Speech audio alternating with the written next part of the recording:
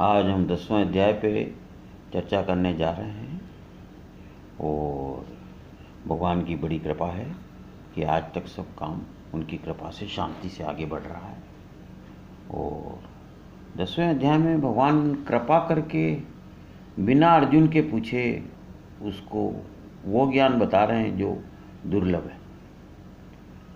तो भगवान कह रहे हैं कि तुम्हारी सुनने में आस्था है, इसलिए मैं बता रहा हूँ। यानी आपको गीता ज्ञान को पचाना है तो आपकी सुनने में आस्था होना चाहिए, पहली शर्त ये, मतलब पूरी श्रद्धा होना चाहिए।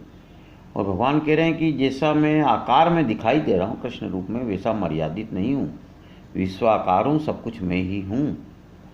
और ऋषि और देवताओं को भी मेरे यथार्थ स्वरूप का आकलन नहीं होता, क्योंकि मैंने ही उनको उत्पन्न किया है, बनाया है, कुछ भी समझ लीजिए। दृष्टांत दे रहे हैं कि उदरस्थ गर्भ को माता की उम्र का ज्ञान नहीं रहता।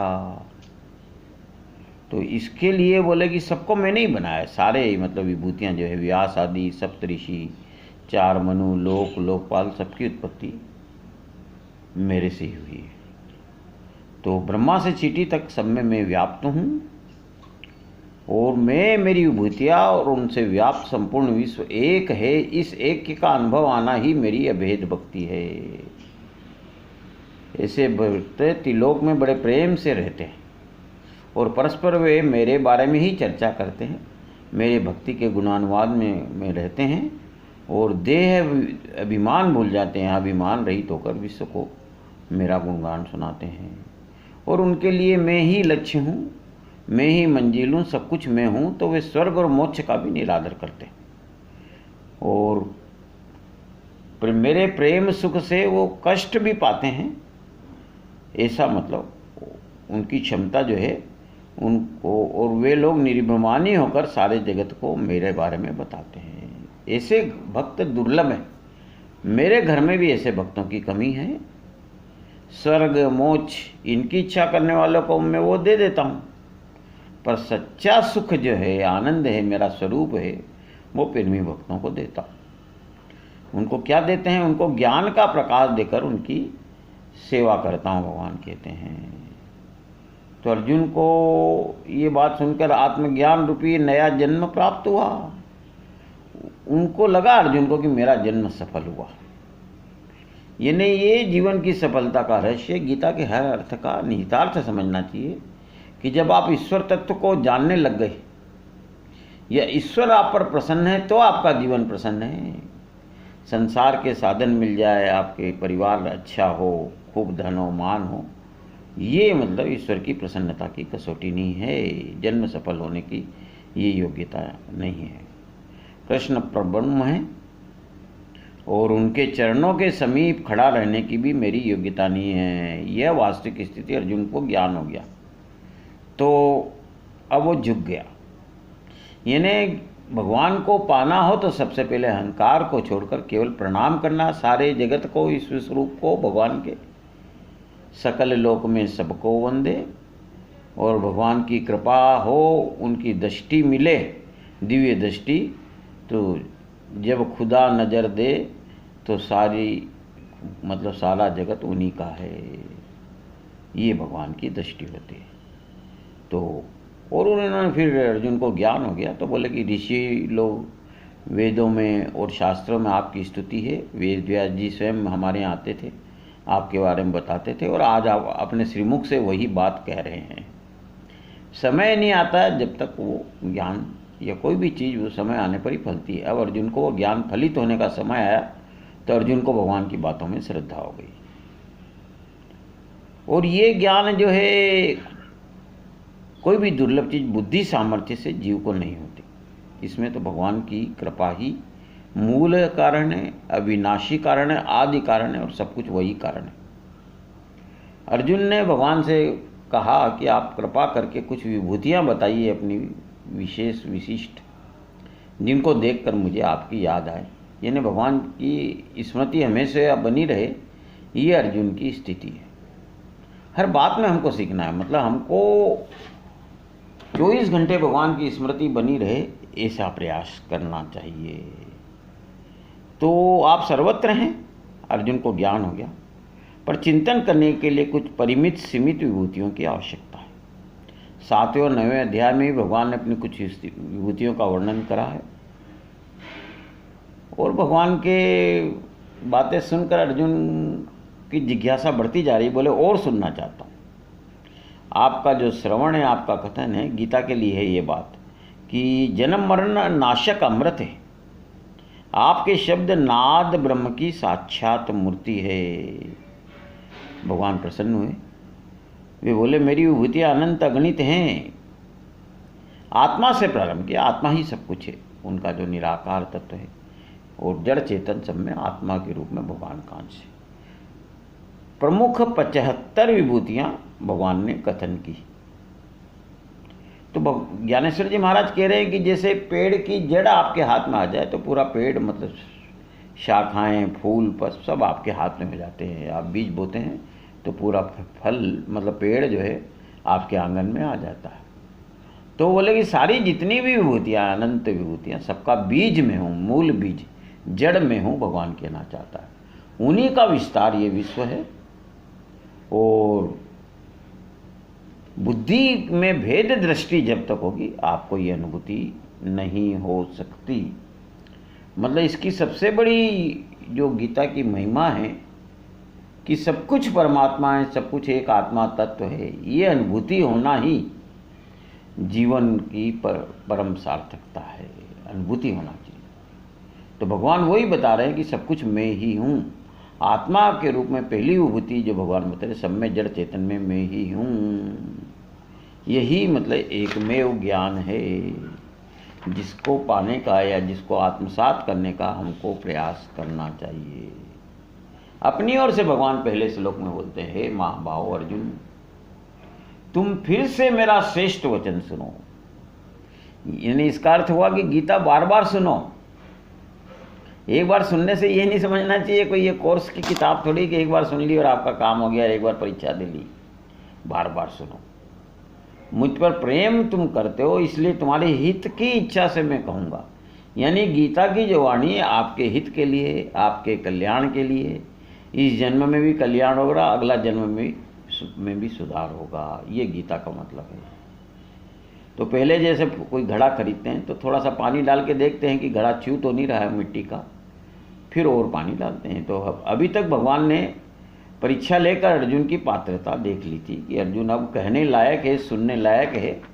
तो अपनी ओर से भगवान कहते हैं, प्रेम उमड़ पड़ता है। जैसे ऊंचा पर्वत हो, ज्ञानेश्वर जी महाराज बता रहे, तो बादल खुद बरसने को तैयार हो जाता है। तो अर्जुन का प्रेम, अर्जुन की पात्रता देख के भगवान खुद बड़े प्रेम से ये गीता ज्ञान बतला रहे हैं। और आप और हम सब बड़े भाग्यशाली हैं। मैं बार बार निवेदन करता हूँ कि गीता श्रवण अनंत जन्मों के पुण्य का फल है।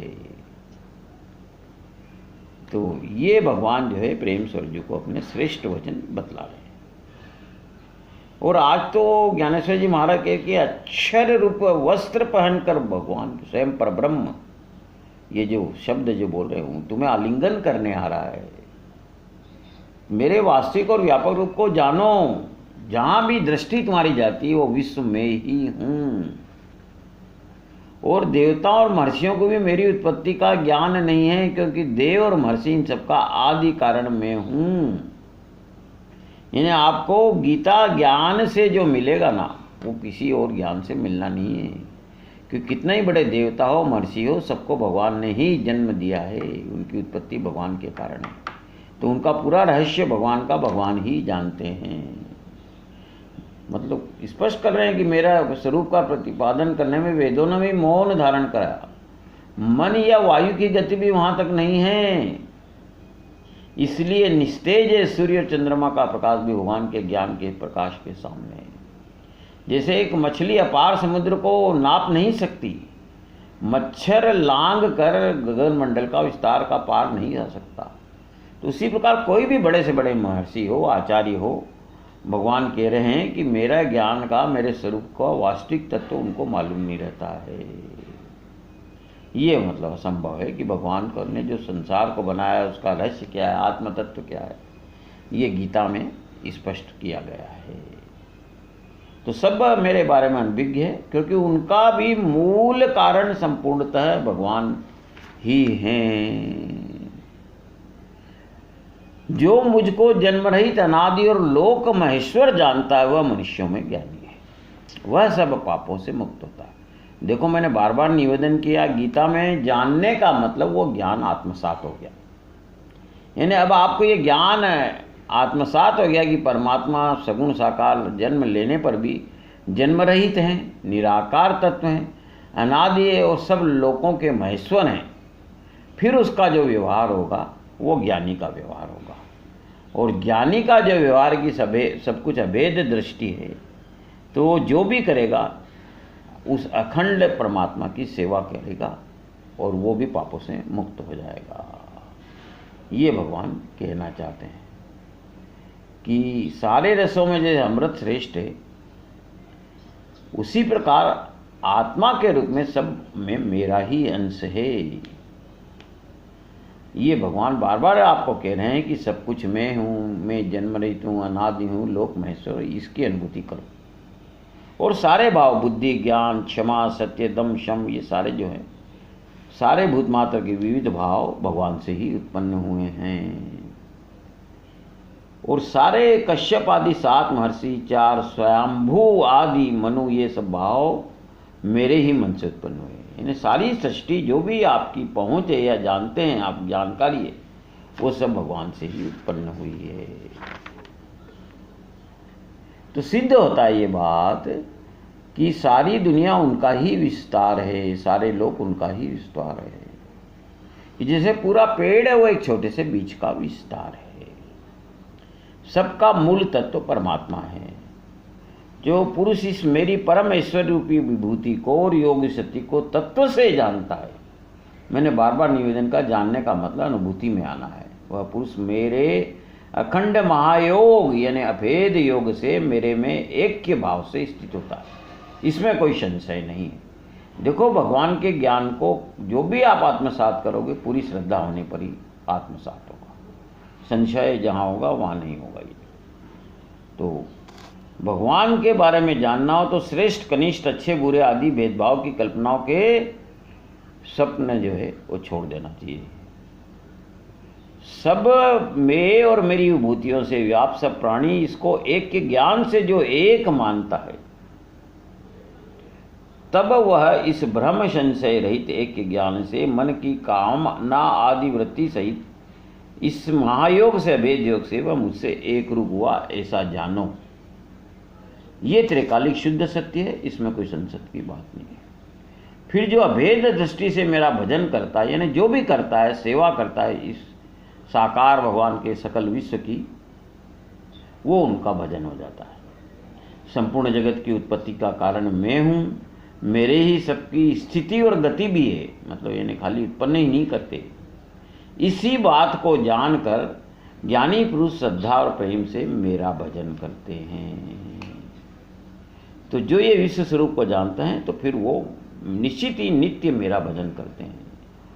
उनके अंदर प्रेम भाव उमड़ता है और सारे वर्तमान देश और काल को मुझसे अभिन्न समझकर वो मेरा भजन करते हैं। और फिर वो सुखपूर्वक आत्मज्ञान से तीनों भुवनों में सुखपूर्वक रमण करते हैं।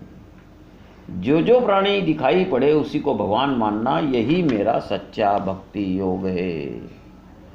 मुझ में जिनका चित्त है, मेरे लिए ही जिनके प्राण इंद्रियों का व्यवहार है, जो भक्त आपस में मेरे ही रूप गुण लीला प्रभाव का वर्णन करते हैं और मेरी भक्ति से संतुष्ट थे और उस भक्ति में ही रममाण होते हैं। जब ज्ञान हो जाता है तो वो भटकने का सवाल ही नहीं, और फिर भक्त है और भक्त को भगवान खुद संभालते हैं। तो जिनका चित्त मदरूप हो जाता है, मेरे स्वरूप से जिनका अंतःकरण तृप्त है, फिर वो ये जन्म मरण की कल्पना भी भूल जाता है। आत्मबोध में, आत्म तत्व में जन्म मरण होता ही नहीं है, और वो आत्मबोध का ही सुख से लेन देन करते हैं। आत्मबोध को आत्मबोध के द्वारा आत्मबोध का अलंकार प्राप्त होता है, ये भगवान कहना चाहते हैं। तो वो जो कीर्तन करते हैं ऐसे भक्त, उससे जो संतोष होता है उसमें वे अपना देह भाव भूलकर अंत में कीर्तन भी भूल जाते हैं। एकमात्र परमात्मा ही रह जाता है, तन मन वो सब भूल जाते हैं। उनको दिन और रात का ध्यान भी नहीं रह पाता और वो मेरे संपूर्ण सुख के अनुभव में निमग्न यानी डूबे रहते हैं। अखंड जिनका मन और बुद्धि एकाग्र हुई है, 10वां श्लोक है, ऐसे प्रेम पूर्वक भजन करने वाले उन भक्तों को जिससे वे मुझे प्राप्त करेंगे वह ज्ञान योग में देता हूँ। देखो ये श्लोक बहुत महत्वपूर्ण है। यानी जिनका मन और बुद्धि बिल्कुल अखंड है, मतलब यानी कोई इसमें भंग होने वाली नहीं है, ऐसा एकाग्र हो गई, और वो फिर जो प्रेम पूर्वक भजन करते हैं उनको भगवान क्या देते हैं, ये बड़ा महत्वपूर्ण है। वही देखो भगवान कृपा करके क्या देना चाहते हैं, ददामी बुद्धि योगम तम येन मामोपयांति ते, यानी वो मुझे प्राप्त करे वह ज्ञान योग देता हूँ। देखो भगवान की कृपा है, यानी भगवान आप पे प्रसन्न है तब जानो जब वो भगवान आपको अपनी ओर खींच ले, ऐसी बुद्धि दे, ऐसी निर्मल बुद्धि दे, सात्विक बुद्धि, कि आप भगवान से अखंड रूप से जुड़ना चाहें। तो ये उन्होंने कहा है कि जो मेरी उपासना इस अखंड मन से करते हैं, मेरे में ही लगाकर, उन्होंने प्रेम से मेरे को पा ही लिया, इसमें कहने की आवश्यकता ही नहीं। फिर उनका ये प्रेम सुख बढ़ता रहे, उस पर काल की दृष्टि नहीं लगे, इसलिए फिर उन भक्तों के लिए वो जो व्यवस्था है, ऐसे उपासना का मार्ग का पोषण हो, वो भगवान करते हैं। क्योंकि भक्तों को भी मेरी प्रेम बहुत प्रिय होता है और मुझे भी उनकी गति बहुत प्रिय लगती है। ऐसे प्रेमी भक्तों की भगवान कहते हैं मेरे घर में बहुत कमी होती है। तो इसके लिए वो भगवान को अपने निकट रखना चाहते हैं, ऐसी बुद्धि देते हैं, ऐसा संयोग बनाते हैं, ऐसी कृपा करते हैं कि भगवान उनको अपने पास रखना चाहते हैं। उनके अंतःकरण वृत्ति में निवास करने वाला मैं उनके ऊपर अनुग्रह करने के लिए प्रकाशमय ज्ञान रूप दीप से अज्ञान जनित अंधकार का नाश करता हूं। देखो जब प्रकाश होता है अंधेरा अपने आप भाग जाता है। तो अज्ञान का नाश करते हैं। अज्ञान यानी भेद दृष्टि, द्वेष दृष्टि, द्वैत दृष्टि, उसका नाश करते हैं। तो जिन्होंने भगवान के आत्मस्वरूप के अस्तित्व को ही अपने जीवन का आश्रय बना रखा है, भगवान कहते हैं उन श्रेष्ठ तत्वज्ञों के लिए मैं कपूर की मशाल जलाकर स्वयं मसालची बनकर उनके आगे चलता हूँ। देखो भगवान की कृपा देखो। और जो अज्ञान की रात्रि में जो घना अंधकार है उसका नाश करने के लिए मैं उनके लिए अक्षय प्रकाश का उदय करता हूँ। ये भगवान की कृपा है। उनका पहले तो आत्मस्वरूप के ऊपर जमा हुआ संसार की मेल जमा है जो वो नष्ट हो जाता है। ये भगवान की विशिष्ट कृपा है। और अर्जुन को अब ज्ञान हो रहा है, भगवान की कृपा है, तो बोलते हैं अर्जुन, प्रार्थना करते हैं, महिमा गाते हैं भगवान की कि आप परब्रह्म और परम आधार और परम पवित्र हैं। देह रूपी पुर में शयन करने वाला आप वो पुरुष है, नित्य हैं, अलौकिक हैं, सब दिव्य पुरुष तथा देवों के आदि देव जन्मा और व्यापक हो। अर्जुन को भी एक ज्ञान हो गया। यही ज्ञान गीता आपको करवाना चाहती है। गीता श्रवण की बड़ी महिमा है। सब ऋषिगण आपको परब्रह्म, परम धाम, पवित्र पुरुष, शाश्वत, उत्पत्ति रहित, व्यापक कहते हैं। देवर्षि नारद, सिद्ध, देवल, व्यास इत्यादि महर्षि भी आपके संबंध में ऐसा ही कहते हैं। और प्रत्यक्ष आप भी मुझको ऐसा ही बतलाते हैं। जब सही समय नहीं आता है, हम संसार में फंसे रहते हैं, तो अर्जुन स्वीकार कर रहा है कि बड़े बड़े सब लोगों ने, देवर्षि नारद है, असित, व्यास देव जी ने शास्त्रों में यही बात कही है। लेकिन आज समय आ गया, गीता श्रवण का ये लाभ है। भगवान जब स्वयं कह रहे हैं तो अर्जुन कहते हैं कि आप भी यही बात बतला रहे हैं और अब ये बात उनको आत्मसात हो रही है। तो जब तक समय नहीं आता, अंधों के गांव में सूर्य का प्रकाश आवे तो अंधों को प्रकाश थोड़ी महसूस होता है, अनुभव होता है। उनको तो सूर्य की उष्णता का अनुभव होता है। तो जब भोगों में हम रमे हुए हैं, संसार के भोग हमारे लिए सत्य हैं, विषयांध हो रहे हैं, तो अर्जुन स्वीकार करता है कि पहले भी मैंने ये बातें सुनी थी, शास्त्र पढ़े थे अर्जुन ने। उस समय मेरी बुद्धि विषयों के विष से भरी हुई थी और उसका इतना प्रभाव था कि मुझे मधुर ये परमार्थ कड़वा लगता था और कटु विषय अत्यंत मधुर जान पड़ते। ये सब हमारी स्थिति है। महर्षि व्यासदेव जी उनके आते थे और वे आपके स्वरूप का सदैव वर्णन करते थे। तो ऋषियों की वाणी रोज सुनते थे, लेकिन भगवान कृष्ण के उपदेश के प्रकाश के बिना अर्जुन कह रहा उन ज्ञान रत्नों की मैंने आज तक उपेक्षा की। गीता सुनने से अर्जुन को तो लाभ हो गया, भगवान करे आप सबको भी हो। आप श्रद्धा से सुनेंगे तो भगवान आप पे कृपा करेंगे। अब अर्जुन स्वीकार करते हैं कि आप जो भी मुझे बतलाते हैं वह सब सत्य है, ऐसा मैं मानता हूं। आपका स्वरूप देव और दानव जानने में समर्थ नहीं, कोई नहीं जान सकता। मतलब जैसे कोई भगवान को पूरा जानना संभव, सोई जानहि जय देहु जनाहि जानत तुम ही हो जाए। भगवान कृपा करके जनाते हैं और वो आपकी पात्रता के हिसाब से वो इतना जना देते हैं कि उनको जानना पर्याप्त रहता है। उनको पूर्ण जानना असंभव है। गीता का ऊपर 1000 बार भी पढ़ लेंगे, पूरे मनन करेंगे तो भी पूरा गीता का रहस्य जानना ही बहुत कठिन है। तो बोला उन ऋषियों के बोल तो ज्ञान के वो बीज मेरे हृदय रूपी में गहराई तक पड़े थे। अब आपके कृपा प्रसाद की वर्षा हो गई तो अब मुझे वो आत्मसात हो रहे हैं। तो मैंने इस जन्म और अनंत जन्मों में उत्तम कर्म के जो पुण्य किए हैं उसके कारण आप सद्गुरु रूप में मुझे प्राप्त हुए हैं। ये सद्गुरु की महिमा है। शास्त्र के रूप में आए, साकार गुरु के रूप में आए या भगवान की वाणी हो, आपको जब वो महसूस होने आत्मसात होने लग जाए तो वो भगवान की कृपा है, उस पर आपकी श्रद्धा हो। पहले मुझे समझ में नहीं आता था, तो जब भगवान देव अनुकूल होता है तब किए हुए प्रयत्न सफल होते हैं। तो उसी प्रकार सुना हुआ और पढ़ा हुआ सब ज्ञान तभी फलदायक होता है जब गुरु कृपा प्राप्त हुई है। गीता आपकी गुरु का स्थान है, ले रही है, और गुरु है भगवान की वांग्मय अवतार है, उनमें आपको पूरी श्रद्धा रहता है। माली जन्म भर तक अथक परिश्रम करके पौधों को सींचता रहता है, परंतु उन पौधों को फल तभी प्राप्त होते हैं जब बसंत ऋतु आती। माली सींचे सो घड़ा रुत आए फल होए। तो एक समय होता है हर चीज का। तो वेदों का अध्ययन या योग के अभ्यास, उन सब का वास्तविक फल तभी प्राप्त होता है जब श्री गुरु सानुकूल होकर कृपा करते हैं।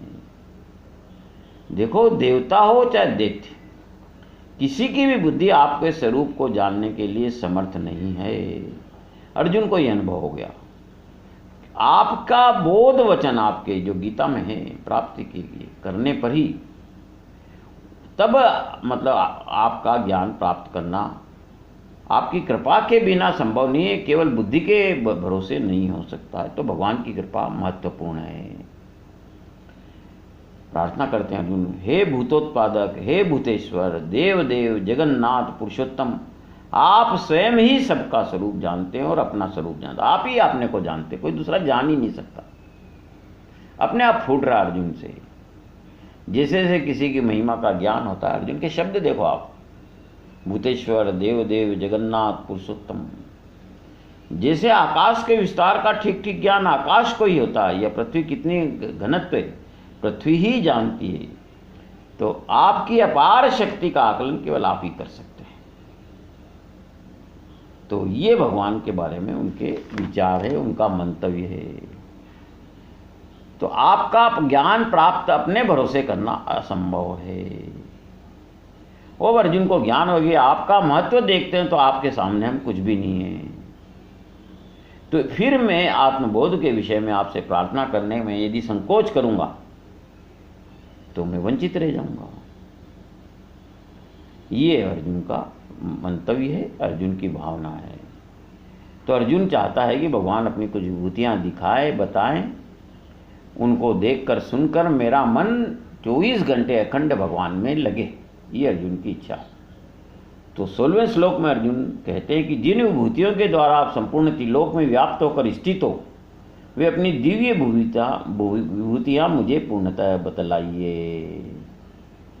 अब उन विभूतियों को जानने का उद्देश्य वो बतला रहे हैं कि सर्वकाल आपका चिंतन करने वाला मैं आपको किस प्रकार जानूं। इन्हें जहाँ जहाँ दृष्टि पड़े भगवान दिखने लग जाए तो अखंड भजन अखंड दृष्टि भगवान ही दिखाई दे। ये अर्जुन की मंशा है। किन किन भावों के द्वारा आप मेरे द्वारा चिंतन के योग्य हैं, अर्जुन जानना चाहता है। तो अपनी योग शक्ति को और परमेश्वर विभूति को फिर भी विस्तार रूप से कहिए, क्योंकि आपके अमृतमय वचनों को सुनते हुए मेरी तृप्ति नहीं होती, अर्थात सुनने की उत्कंठा बनी रहती। ये अर्जुन का है, जो प्रत्यक्ष गीता कह रहा अर्जुन का कहना है। तो आपकी यदि उत्कंठा गीता सुनने में एक बार पूरी होती है तो आप गलत सोच रहे हैं। मतलब इसमें तो जितना बार आप सुनेंगे आपकी मन में और उत्कंठा होना चाहिए। ये अर्जुन की भावना है। तुलसीदास जी ने रस विशेष तेन जाना नहीं, जो कथा सुनकर जिनको लगता है कि बस और सुनने की इच्छा नहीं है, उन्होंने वो रस पाया नहीं है अभी। तो भगवान की कृपा से ही वो रस मिलेगा। हजारों बार भी आप गीता सुनेंगे तो दिने दिने नवम नमम नमामि नम नंद संभवम, रोज नए रस बरसेंगे आपको, रोज नए ज्ञान होंगे। तो मतलब अमृत जो निकला समुद्र मंथन से, वो भी भगवान की वाणी के सामने बड़ी तुच्छ सा लग रहा अर्जुन को। आपके बोध वचन तो साक्षात परम अमृत है, परमामृत बोल रहे हैं, और उनको सिद्ध की जरूरत नहीं है। वे वचन भी अनादि और स्वयं सिद्ध हैं। आप भी स्वयं सिद्ध हैं, और आपके इन अमृत वचन की बात सुनते ही सारा संसार निस्सार प्रतीत होता है। इन्हें गीता सुनने की, आत्मसात करने की पात्रता ये तब आती है जब आप संसार से आपका रस भंग होता है,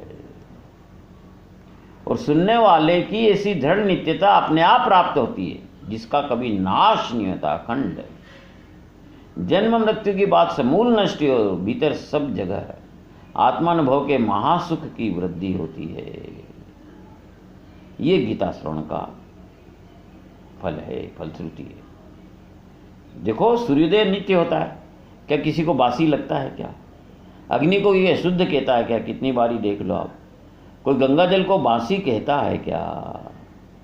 तो आज शब्दातीत ब्रह्म मूर्तिमान होकर अवतरित हुआ है, उसको हम देख रहे हैं। अर्जुन की ये भावना है। ये अर्जुन के अंदर अनुभवजन्य परम संतोष उमड़ रहा है। और अर्जुन के वचन सुनकर पात्र योग्य शिष्य हो तो गुरु कृपा करते ही हैं, और भगवान तो बड़े उदार हैं कृपा करने में।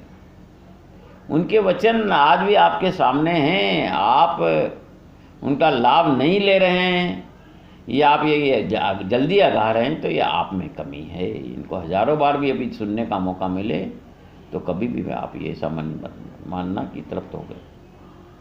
तो भगवान कृपा करके बोलते हैं कि तेरे लिए अपनी दिव्य विभूतियों को प्रधानता से कहूँगा, क्योंकि वैसे तो मेरे विस्तार का अंत नहीं है।